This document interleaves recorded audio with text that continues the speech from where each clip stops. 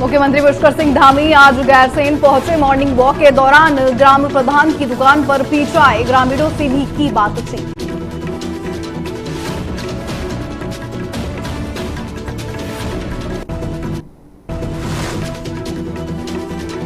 कांग्रेस कार्यकर्ताओं ने गणेश गोदियाल के नेतृत्व में विधानसभा घेराव की कोशिश। पुलिस ने की बैरिकेडिंग। कई जगह पुलिस बैरिकेड लगाकर कांग्रेस कार्यकर्ताओं को आगे बढ़ने से रोका गया।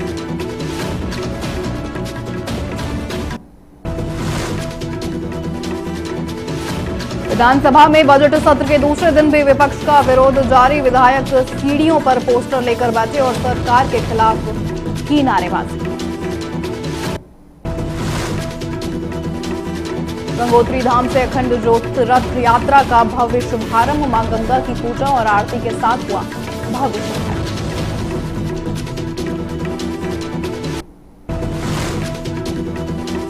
उत्तराखंड के पूर्व मुख्यमंत्री हरीश रावत का आया बड़ा बयान। बोले उत्तराखंड राज्य की बुनियाद हो रही है खोखली।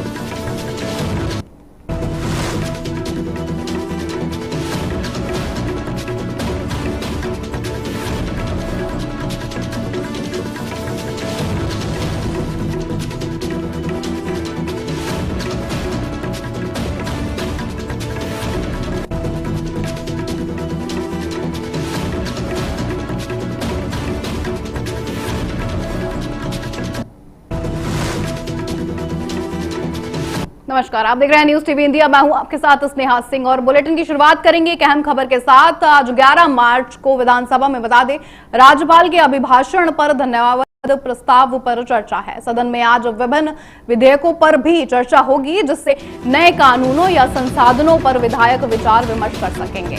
इस दौरान सरकार के वित्तीय प्रस्तावों, खर्च और आय पर विस्तार से बहस होती है, जो आगामी साल के योजनाओं और नीतियों का मार्गदर्शन भी देती है। ये बड़ी खबर आपकी टीवी स्क्रीन पर, जहां 12 मार्च को भी बजट पर चर्चा जारी रहेगी। बता दें, भराड़ीसेन विधानसभा में बजट सत्र की कार्रवाई को बहुत अहम माना जा रहा है।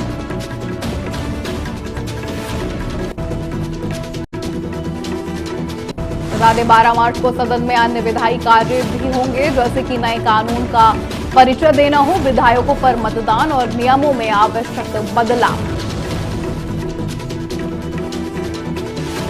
साथ ही हाल ही में हुई कार्य मंत्रणा बैठक में तय किया गया है कि सदन का आगे का एजेंडा मुख्य रूप से बजट और विधायी कार्यों पर केंद्रित रहेगा। ये बड़ी खबर आपकी टीवी स्क्रीन पर। अगले 2 दिन सदन का मुख्य फोकस बजट और विधायी कामकाज पर पूरा रहने वाला है।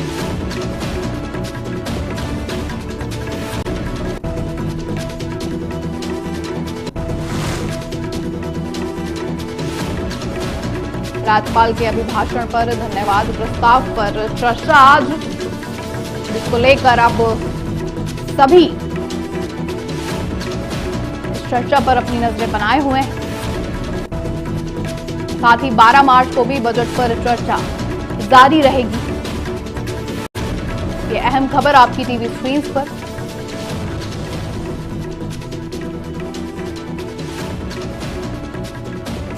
अगले 2 दिन बजट और विधायी कामकाज पर विशेष रूप से बता दें फोकस रहने वाला है।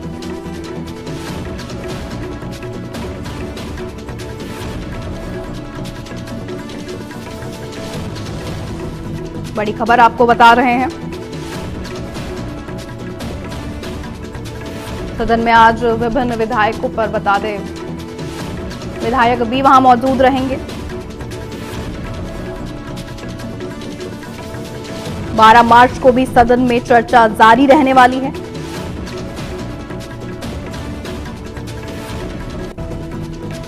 इसी पर अधिक जानकारी देने के लिए हमारे साथ ब्यूरो चीफ पुष्कर सिंह नेगी भी जुड़े हैं। पुष्कर जी, क्या कुछ अपडेट है? पूरे जानकारी पर चर्चा होने वाली है, इस पर सभी की नजरें लगातार बनी हुई हैं। कई प्रस्ताव भी आगे विधेयकों पर भी चर्चा होगी, क्या कुछ अपडेट है?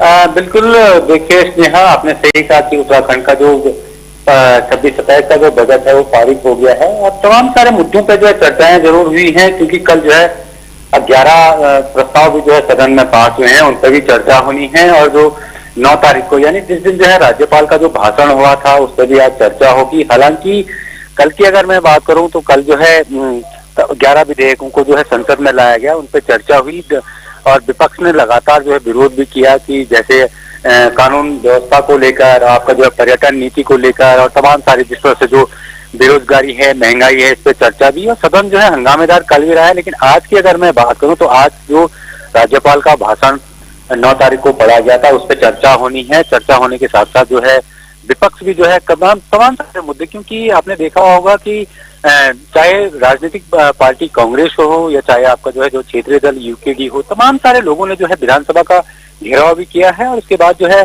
जनता के लिए जिस तरह का जो बजट यानी चुनावी साल के लिए जो बजट दिया गया, उस पर चर्चाएं तो हो ही रही हैं। लेकिन आज का जो खास दिन है, आज का जो खास दिन इसलिए है कि इस पर राज्यपाल के अभिभाषण पे चर्चा होगी और किन किन मुद्दों को या जो 11 विधेयक हमारे, चाहे वो आपका राजस्व से लेकर हो, वनाग्नि से लेकर हो, आपका जो परिवहन से लेकर हो, आपका जो शिक्षा से लेकर हो, स्वास्थ्य से लेकर हो और उपनल कर्मचारियों के लिए जिस तरह से जो बजट का प्रावधान किया कि इस पर चर्चा होनी है।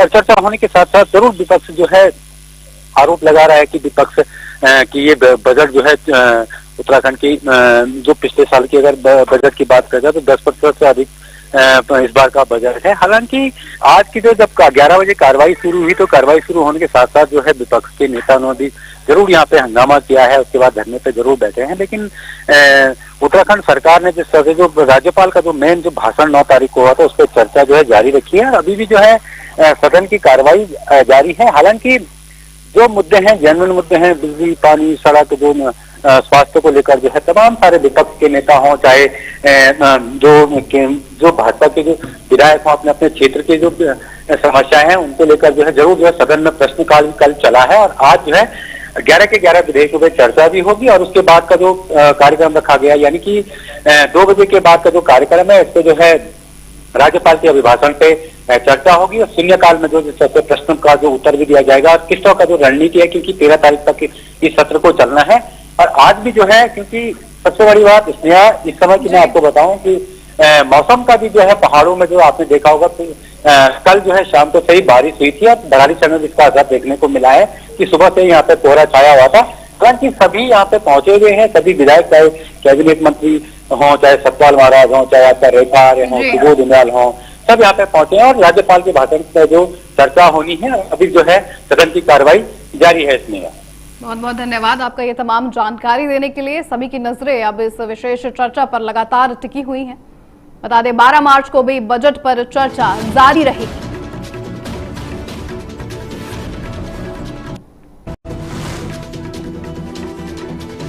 खबरों में आगे बढ़ेंगे, रुक करेंगे अब अगली अहम खबर का। बता दें उत्तराखंड के मुख्यमंत्री पुष्कर सिंह धामी आज भराड़ीसेन यानी गैरसेन पहुंचे। सुबह वॉक के दौरान बता दें सीएम धामी पूर्व ग्राम प्रधान चंद्र सिंह की दुकान पर रुके और वहां उन्होंने चाय भी पी है। इस दौरान उन्होंने वहां बैठे लोगों से बातचीत भी की। बता दें सीएम धामी ने गांव के लोगों से सरकार की अलग अलग योजनाओं के बारे में बात की है और उनका फीडबैक भी लिया है। मुख्यमंत्री ने यह साफ कहा कि सरकार की कोशिश है कि पहाड़ के इलाकों में सड़क, पानी, पढ़ाई, इलाज और रोजगार जैसी सुविधाएं बेहतर हों। उन्होंने ये भी कहा कि सरकार चाहती है कि पहाड़ की प्रकृति भी सुरक्षित रहे और साथ साथ इलाके का विकास भी होता रहे। सीएम धामी ने आगे ये भी साफ कहा कि इकोनॉमिक सर्वे 2025-26 के आंकड़े ये साफ बताते हैं कि सरकार के काम का असर अब दिखने लगा है और पहाड़ी इलाकों में विकास धीरे धीरे बढ़ रहा है।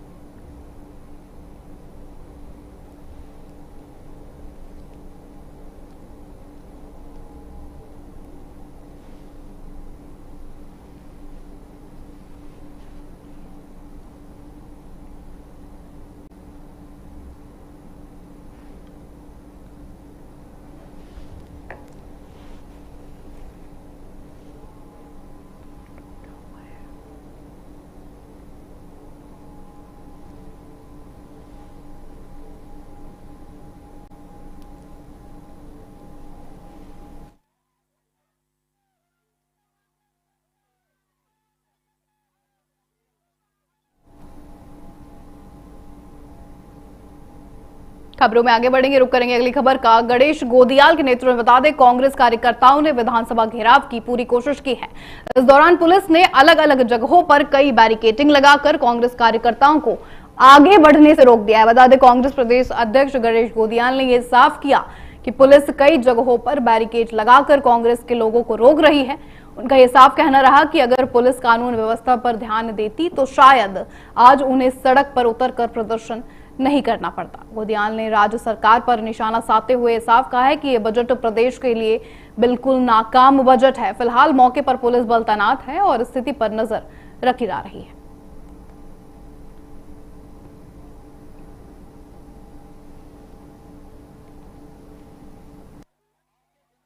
सरकार ने जिस प्रकार से लोगों की उम्मीदों को बिल्कुल पूरी तरह से तहस नहस कर दिया, लोगों की उम्मीदों पर सरापात कर दिया। वो चाहे पलायन का मुद्दा हो, रोजगार का मुद्दा हो, महंगाई का मुद्दा हो, भ्रष्टाचार का मुद्दा हो, महिला सुरक्षा का मुद्दा हो, किसान का मुद्दा हो, पहाड़ का मुद्दा हो, मैदान का मुद्दा हो, हर मुद्दे पर यह सरकार पूरी तरह से फेल हुई है। इस सरकार ने जो बजट प्रस्तुत किया है वो सिर्फ और सिर्फ शब्दों का जाल बनाकर लोगों को, भोले वाले उत्तराखंड के लोगों को फंसाने का एक जरिया बना रखा है। ये सरकार बजट के सत्र को सीमित करते हुए मौका ही नहीं दे रही है कि लोग अपनी बात को बोल पाए। इन सब बातों के खिलाफ आज सब कांग्रेस जन, हम सब लोगों के साथ यहाँ पर आज आंदोलित है, यहाँ पर आए हैं। गैरसैंण में जब तक गैरसैंण को स्थायी राजधानी नहीं बनाएंगे तब तक हम इस सरकार का पीछा नहीं छोड़ेंगे और आने वाले समय पर हम गैरसैंण को स्थायी राजधानी बनाएंगे, यह ऐलान करना चाहते हैं। इसी के साथ रुक करेंगे अगली खबर का। बता दें, गैरसैंण के भराड़ी से विधानसभा भवन में उत्तराखंड लेजिस्लेटिव असेंबली के बजट सत्र के दूसरे दिन भी सत्र शुरू होने से पहले विपक्ष का विरोध साफ देखने को मिला है। कांग्रेस के विधायक विधानसभा की सीढ़ियों पर पोस्टर लेकर बैठ गए हैं और सरकार के खिलाफ नारेबाजी कर रहे हैं। विपक्ष ने राजस्व, गांव की मांग समेत कई मुद्दों को लेकर सरकार पर उपेक्षा का आरोप लगाया है। वहीं सत्ता पक्ष ने विपक्ष के इस प्रदर्शन को दुर्भाग्यपूर्ण भी बताया। सरकार के मंत्रियों का यह साफ कहना रहा है कि विपक्ष सदन की कार्रवाई चलने नहीं देना चाहता है और असहयोग कर रहा है। सत्ता पक्ष का बल्कि ये कहना रहा कि विपक्ष 2027 विधानसभा चुनाव को देखते हुए इस तरह की राजनीति कर रहा है। फिलहाल इस मुद्दे पर सत्ता पक्ष और विपक्ष के बीच आरोप प्रत्यारोप की राजनीति लगातार जारी है।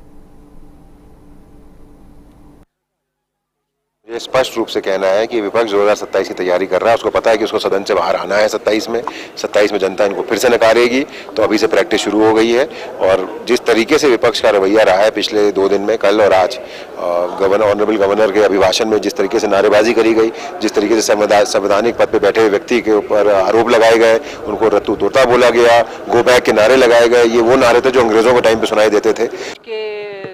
सत्र की शुरुआत को देखते हैं तो निश्चित रूप से मुझे लगता है कि आप हम सब लोग जो देख रहे हैं वो बहुत ही मतलब दुर्भाग्यपूर्ण स्थिति है। मुझे लगता है कि विपक्ष को जिस प्रकार से एक जिम्मेदार विपक्ष की भूमिका निभानी चाहिए वो कहीं ना कहीं उससे चूक रहे हैं और दुर्भाग्य है कि विपक्ष जो है अपनी रचनात्मक भूमिका को न करते हुए केवल विरोध के लिए विरोध कर रहा है। और मेरा यह मानना है कि विपक्ष सदैव उन मुद्दों के साथ में आगे बढ़ा है जो मुद्दे जनता को कहीं पे भी स्वीकार नहीं है और शायद इसीलिए जनता जो है उनको बार बार बाहर का रास्ता दिखाते आ रही है। 2017 में भी वही हुआ और 2022 में भी वही हुआ और 2027 में भी जनता उनको बाहर का ही रास्ता दिखाएगी। विपक्ष अपने को जिंदा रखने के लिए इस प्रकार की प्रदर्शन या हरकतें कर रहा है, क्योंकि आज भाजपा सरकार में जो काम हुए हैं, चाहे आप बजट को देख लो, समाज के हर वर्ग की चिंता इस बजट में की गई है। यह सर्वस्पर्शी सर्वव्यापी बजट है और कांग्रेस इससे निराश है, हताश है, परेशान है, क्योंकि कल को कांग्रेस ने चुनाव चलिए खबरों में आगे बढ़ेंगे, रुक करेंगे अगली खबर का। खबर है उत्तरकाशी से। बता दें उत्तरकाशी के गंगोत्री धाम से आज अखंड ज्योति रथ यात्रा का भव्य शुभारंभ हुआ है। इस यात्रा का आयोजन कैलाश आश्रम के बता दें स्वामी कृष्णानंद महाराज के संरक्षण में किया गया। साथ ही यात्रा की शुरुआत श्री 5 मंदिर समिति गंगोत्री धाम के अध्यक्ष रावल धर्मानंद सेमवाल ने मां गंगा की पूजा और आरती के साथ की है। इसके बाद यात्रा उत्तरकाशी पहुंची और केदार घाट पर भव्य गंगा आरती का आयोजन भी किया गया है। यहां सभी ने गंगा की स्वच्छता और निर्मलता बनाए रखने का संकल्प लिया। साथ ही इस अवसर पर सनातनी गंगा फाउंडेशन के संस्थापक अध्यक्ष कैप्टन प्रवीण और सुप्रीम कोर्ट के वरिष्ठ अधिवक्ता अमिताभ सिन्हा ने दीप प्रज्वलित कर श्रद्धालुओं को संकल्प भी दिलाया।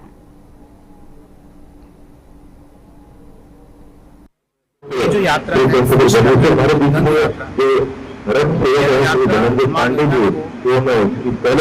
अविरल और मां गंगा यात्रा शुरू की गई। इसके उद्देश्य अनेक हैं। इसमें से कुछ उद्देश्य हैं जो मैं आपको बताऊंगा। पर सबसे पहले इसकी बात मैं करूं कि गंगा यात्रा 22 से शुरू हुई। हमारे उद्देश्य नहीं है यात्रा पहले हमारे देश से मां गंगा की पवित्रता निरंतर बनाए रखने के लिए गंगा सागर को जाएगी। निरंतर हम लोग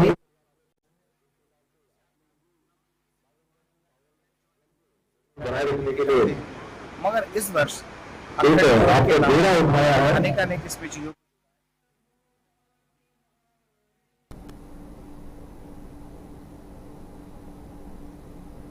खबरों में आगे बढ़ेंगे, रुक करेंगे अगली खबर। बता दें गैरसैंण में कांग्रेस पार्टी ने विधानसभा घेराव का आह्वान किया है। इस दौरान कांग्रेस के कई नेता और कार्यकर्ता बड़ी संख्या में यहां पहुंचे और सरकार के खिलाफ अपना विरोध जताया है। इस मौके पर बता दें उत्तराखंड के पूर्व मुख्यमंत्री हरीश रावत का भी बड़ा बयान सामने आया। क्या कुछ कहते नजर आए पूर्व मुख्यमंत्री, सुनिए।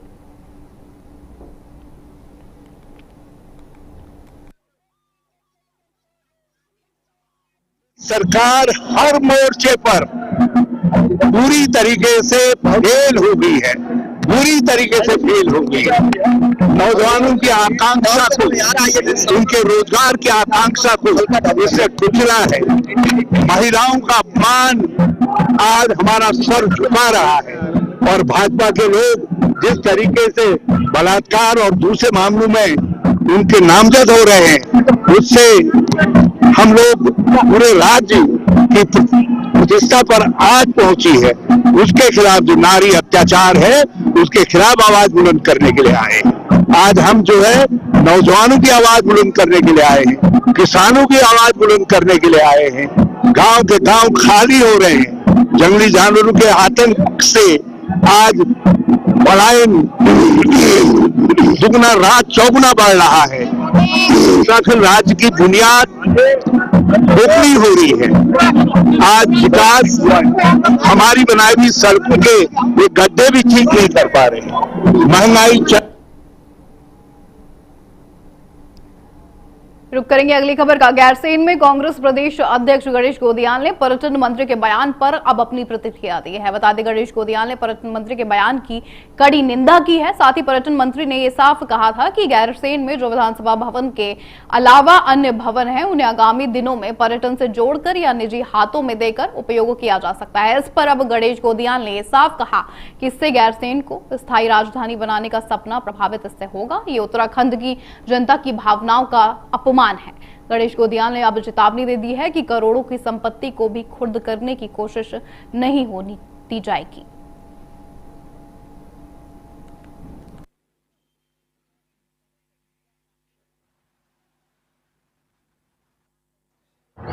कांग्रेस शासन में गैरसैंण में राजधानी स्थापना से निमित्त जो निर्माण कार्य हुए उनका उपयोग पर्यटन मंत्री जी के अनुसार आगे पर्यटन गतिविधि और व्यावसायिक यानी कारोबारी गतिविधियों के लिए उसका उपयोग किया जाना चाहिए, ये उनका विचार है। मेरे जैसे अनेक लोग जो भराड़ीसैंण में गैरसैंण में उत्तराखंड की स्थायी राजधानी के रूप में सपने देखते हैं, उन सभी के दिलों पर इस वक्तव्य ने बहुत छेद किया, मतलब दिलों में बहुत पीड़ा हुई इससे। मैं नहीं समझ पाया कि पर्यटन मंत्री जी ने जब सदन चल रहा हो तो सदन के अंदर बयान न देकर बाहर बयान दिया, जबकि परंपरा यह है कि जब सदन चल रहा हो तो मंत्रियों के नीतिगत बयान सदन में आने चाहिए।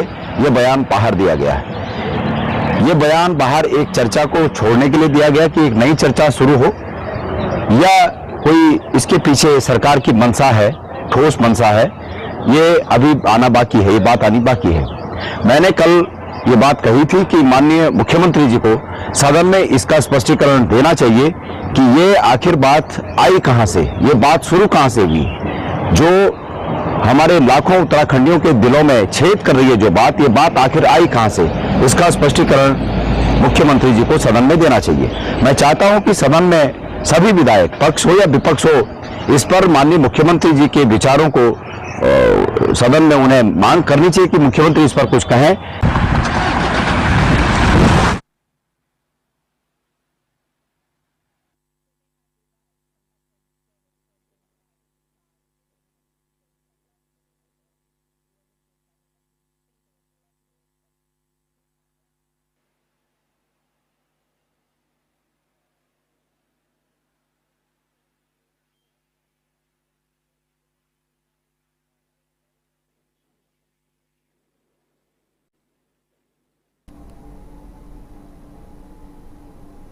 खबरों में आगे बढ़ेंगे, रुक करेंगे अगली खबर का। नैनीताल में नगर पालिका में काम करने वाले पर्यावरण मित्र और आपको बता दें स्टाफ के लिए एक फ्री हेल्थ कैंप लगाया गया। ये कैंप धात संस्था ने उजाला सिंह हॉस्पिटल हल्द्वानी के साथ मिलकर लगाया है। कैंप में हॉस्पिटल से आए बता दें डॉक्टरों की टीम ने करीब 125 पर्यावरण मित्रों का हेल्थ चेकअप किया है। इस दौरान कई तरह के टेस्ट भी किए गए। डॉक्टरों ने सभी लोगों को अपनी सेहत का ध्यान रखने के लिए आसान हेल्थ टिप्स भी दी हैं।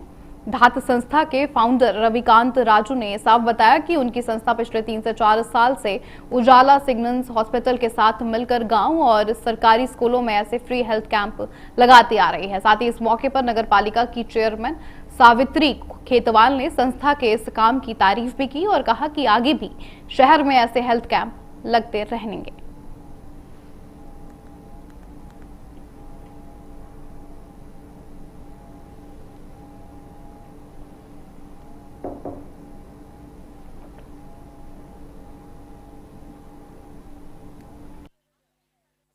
ये जो हेल्थ का कैंप है, यहाँ नगर पालिका परिषद नैनीताल की एक जो सभासद हैं गजाला मैडम, उन्होंने हमारी धात संस्था को एक लेटर लिखा हुआ था कि आप यहाँ पर जो हमारे नगर पालिका परिषद नैनीताल में कार्यरत पर्यावरण मित्र हैं उनके हेल्थ चेकअप के लिए कैंप लगवा दीजिए करके, इसी सिलसिले में हम लोग यहाँ पर आए। कितने लोगों का चेकअप किया है? अभी तक तो करीब 20-25 लोगों का ही हुआ है, क्योंकि अलग अलग सेगमेंट में हम लोगों ने इनको हेल्थ चेकअप के लिए बुलाया है। कुछ करीब 100 के आसपास लोग लंच से पहले आएंगे और उसके बाद भी कम से कम 50-60 लोग जो है बाद में आएंगे सेकंड शिफ्ट। ये कैंप कब तक चलेगा? ये कैंप जो है लगभग 3-3:15 बजे तक चलेगा और सुबह 11 बजे से शुरू हो चुका है। और इसमें गैस्ट्रो के डॉक्टर आए हुए हैं, आई वाले डॉक्टर आए हुए हैं और RBS की सुविधा है, ब्लड प्रेशर और सामान्य जांचें जो है यहाँ पे की जा रही हैं, और ताकि यहाँ के जो पर्यावरण मित्र हैं तो उनके स्वास्थ्य का परीक्षण सही तरीके से। पौड़ी गढ़वाल में एक बार फिर गुलदार का डर साफ देखने को मिल रहा है। जानकारी के मुताबिक आपको बता दें, गुड़दौड़ी इलाके के पास जामला गांव में कल शाम गुलदार ने एक 48 साल के आदमी पर जानलेवा हमला कर दिया। बताया जा रहा है कि गुलदार ने छिपकर अचानक हमला किया था, जिससे आदमी को बचने का बिल्कुल भी मौका नहीं मिला और उसकी मौके पर ही मौत हो गई है। इस घटना के बाद पूरे इलाके में डर और घबराहट का माहौल साफ देखने को मिल रहा है। साथ ही गांव के लोगों में काफी गुस्सा भी है। लोगों का यह अब साफ कहना है कि पिछले कुछ समय से इलाके में गुलदार बार बार दिखाई दे रहा है और लोगों को डर लग रहा है। गांव वालों ने वन विभाग और प्रशासन से अब मांग की है कि जल्दी से कदम उठाया जाए ताकि लोगों की सुरक्षा हो सके और ऐसी घटनाएं दोबारा ना हो पाए। उधर वन विभाग की टीम मौके पर पहुंच गई और पूरे मामले की जांच कर रही है।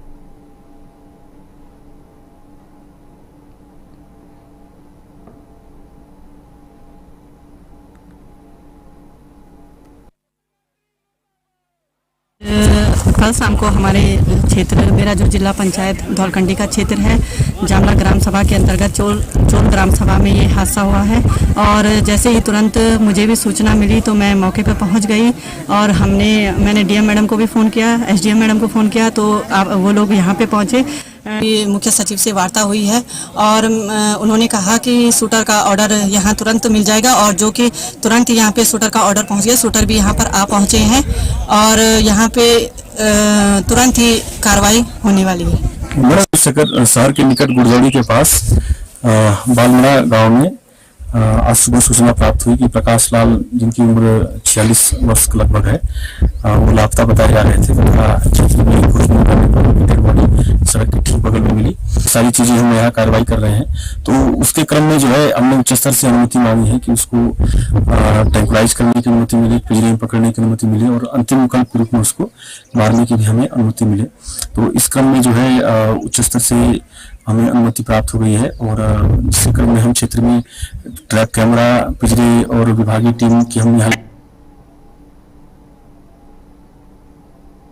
इसी के साथ रुक करेंगे अगली खबर का। विकास नगर के डाकपत्तर इलाके में बिजली विभाग के अधिकारी और कर्मचारियों ने बता दें इलेक्ट्रिसिटी अमेंडमेंट बिल 2025 के खिलाफ जोरदार प्रदर्शन किया है। उत्तराखंड विद्युत अधिकारी कर्मचारी संयुक्त संघर्ष मोर्चा के बैनर तले बता दें कर्मचारियों ने कई बिजली परियोजनाओं और दफ्तरों के गेट पर गेट मीटिंग और विरोध सभा की है। इसके बाद शाम करीब 4 बजे डाकपत्तर मुख्यालय से जुलूस भी निकाला गया है। कर्मचारियों का यह साफ कहना रहा कि सरकार अगर ये बिल लाती है तो बिजली सेक्टर में निजी कंपनियों की एंट्री बढ़ जाएगी, जिससे कर्मचारियों, किसानों और आम लोगों पर सीधा असर पड़ेगा। मोर्चा के नेताओं ने यह साफ कहा कि अगर उनकी मांगे नहीं मानी गई तो आने वाले दिनों में आंदोलन और तेज किया जाएगा।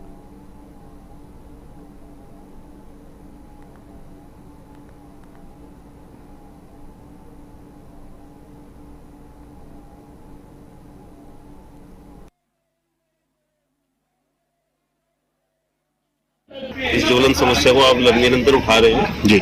मोदी जो आज का विषय है वो भूमि अधिग्रहण का एक उसमें छोटा विषय है। बाकी ये राष्ट्रीय स्तर पे एक आंदोलन कार्यक्रम है जो national committee of electricity employees है, उसके द्वारा एक आह्वान था, क्योंकि भारत सरकार के द्वारा विद्युत सुधार अधिनियम 2025 को संसद में रखने का आज का घोषणा थी, जिसके अंतर्गत बहुत सारे प्रावधान ऐसे हैं कि जो उपभोक्ता के लिए, किसानों के लिए और हम लोगों के लिए भी, कर्मचारियों के लिए तो विपरीत है। क्योंकि निजीकरण का प्रावधान तो पहले से ही है, पहले भी हुआ है, लेकिन इस बार उसमें जो पता लगा है कि उसमें निविदा प्रक्रिया वो खत्म किया जा रहा है। अभी तो क्या टेंडर होता था, भाई किसी कंपनी को निजीकरण करना है तो वो भी खत्म किया जा रहा है। उसके अलावा बहुत सारे प्रावधान है जिसके कारण मतलब कंपनियां काम नहीं कर पाएंगी विद्युत वाली, जो क्योंकि अभी जैसे मोबाइल में है मल्टी कंपनी का सिस्टम है, तो ऐसे बिजली में संभव नहीं है। बिजली एक वायर्ड सिस्टम है, यहाँ तो कनेक्शन चाहिए, खंभे चाहिए, तार चाहिए, लेकिन वो सरकार की पॉलिसी की हम एक ही जगह पे 4 लोगों को लाइसेंस देंगे। अब उसमें क्या होगा कि जो घाटी वाले क्षेत्र हैं, जैसे हमारे पहाड़ के क्षेत्र हैं, वहाँ तो सरकारी कंपनी रहेगी, और जो जहाँ रेवेन्यू जहाँ से मेन आता है वो डिस्ट्रीब्यूशन का, जैसे बड़े शहर है, औद्योगिक एरिया, वो प्राइवेट पे चला जाएगा।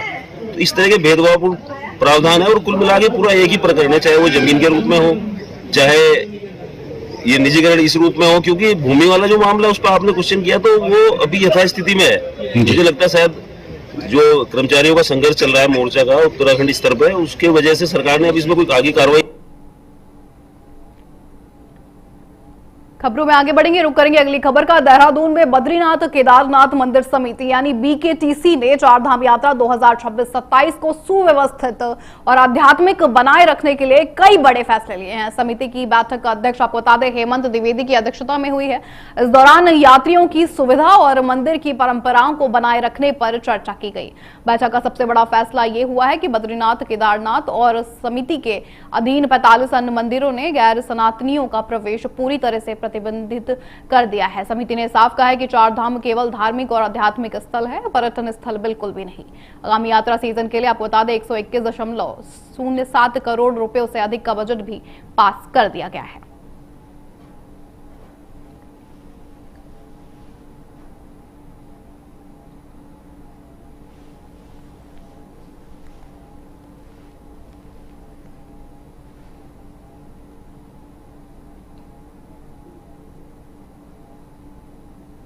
रुक करेंगे अगली खबर का। पड़ोसी राज्य उत्तर प्रदेश के मुरादाबाद जनपद से इस वक्त हैरान कर देने वाली खबर सामने आई। बता दें यहाँ एक तेंदुए ने अचानक 5 साल के मासूम बच्चे पर हमला कर उसे गंभीर रूप से घायल कर दिया है। घटना बता दें कोतवाली ठाकुर द्वारा क्षेत्र के दौलतपुर गांव की है, जो उत्तराखंड की सीमा के पास स्थित है। गांव निवासी रवि के 5 वर्षीय बेटे मोक्ष पर तेंदुए ने अचानक हमला किया है। दरअसल तेंदुआ बच्चे को जबड़े में पकड़कर ले जाने लगा, तभी बच्चे के माता पिता ने अपनी जान की परवाह किए बिना तेंदुए से भिड़कर बच्चे को छुड़ाया है। इसके बाद बच्चे को तुरंत इलाज के लिए अस्पताल ले जाया गया, जहां उसका इलाज जारी है।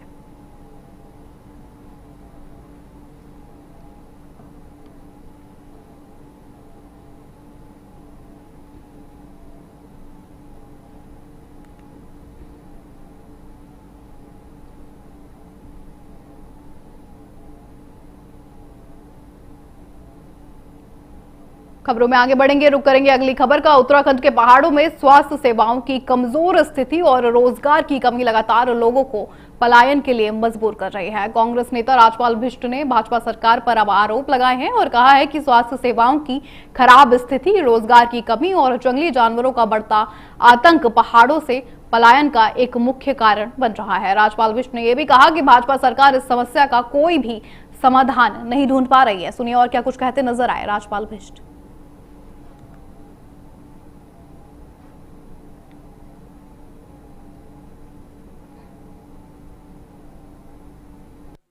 ढांचा है वो बिल्कुल पहाड़ों में खत्म है, तो आखिर आदमी पहाड़ों में रहे तो रहे क्यों? रोजगार नहीं है, स्वास्थ्य नहीं है, आपने कृषि खत्म कर दी है, तो इसलिए पलायन बढ़ रहा है। और एक बहुत ही वो स्थिति इस समय नाजुक स्थिति पहाड़ों की बन चुकी है कि जबकि गांव के गांव खाली हो रहे हैं और गांव से जो पलायन है वो बड़ी तेजी से।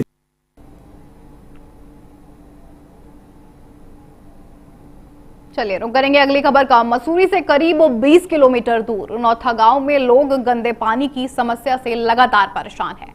गांव के पास जो प्राकृतिक पानी और नहरें हैं उनमें सीवरेज का गंदा पानी लगातार गिर रहा है। गांव के लोग कहते हुए नजर भी आए कि गंदा पानी खेतों तक लगातार पहुंच रहा है, फसलें खराब हो रही हैं और मवेशी बीमार लगातार पड़ रहे हैं। घरों में बदबू फैल गई है। ग्रामीण मोहन सिंह, प्रेम सिंह, प्रभा देवी, सूरज सिंह और चंपा देवी ने साफ कहा कि अगर जल्दी समस्या का हल नहीं हुआ तो वह आंदोलन करेंगे और 2027 के चुनाव का बहिष्कार भी करेंगे। साथ ही बता दें अधिशासी अभियंता ने यह साफ कहा है कि प्लांट का काम कर रहे ठेकेदार के खिलाफ कदम उठाए जाएंगे और नया ठेकेदार लाया जाएगा। सुनिए और क्या कहते नजर आए ग्रामीण। आप देख ही रहे, वैसे आप बिल्कुल 0 पॉइंट पे नौता पे आए हैं, तो आप देख ही रहे यहाँ की स्थिति। यहाँ लगभग 2-3 साल से जो है काफी परेशानी हो रही सर हम लोगों को। यहाँ पे जो भी वो सेफ्टी टैंक अभी मसूरी नगर पालिका बना है, उसका जो मतलब ओवरफ्लो का पानी होता है वो डायरेक्ट नीचे नाले में डाल देते हैं, तो उसके नीचे ही हमारा गांव है, तो वो पानी हमारे जो गांव के खेतों में गाय बकरियां और बर्तन।